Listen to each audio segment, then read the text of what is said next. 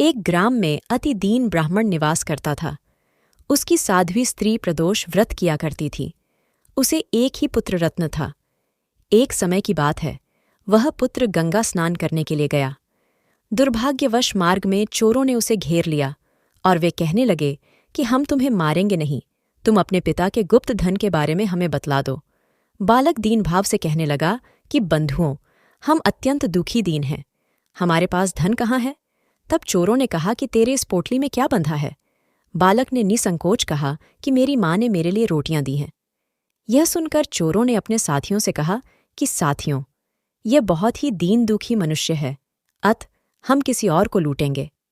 इतना कहकर चोरों ने उस बालक को जाने दिया।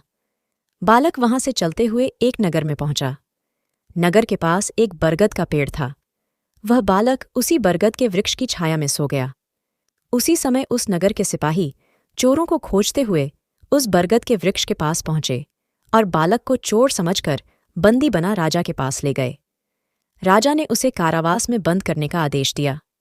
ब्राह्मणी का लड़का जब घर नहीं लौटा, तब उसे अपने पुत्र की बड़ी चिंता हुई। अगले दिन प्रदोष व्रत था। ब्राह्मणी ने प्रदोष व्रत किया और भगवान शंकर से मन ही मन अपने पुत्र की कुशलता की प्रार्थना करने लगी। भगवान शंकर ने उस ब्राह्मणी की प्रार्थना स्वीकार कर ली। उसी रात भगवान शंकर ने उस राजा को स्वप्न में आदेश दिया कि वह बालक चोर नहीं है, उसे प्रातःकाल छोड़ दें, अन्यथा तुम्हारा सारा राज्य वैभव नष्ट हो जाएगा। प्रातःकाल राजा ने शिवजी की आज्ञानुसार उस बालक को कारावास से मुक्त कर दिया गया। बालक ने अपनी सारी कहानी राजा को सुनाई। सारा वृत्तांत सुनकर राजा ने अपने सिपाहियों को उस बालक के घर भेजा और उसके माता पिता को राज दरबार में बुलाया। उसके माता पिता बहुत ही भयभीत थे। राजा ने उन्हें भयभीत देखकर कहा कि आप भयभीत न हो, आपका बालक निर्दोष है। राजा ने ब्राह्मण को 5 गांव दान में दिए, जिससे कि वे सुखपूर्वक अपना जीवन व्यतीत कर सकें।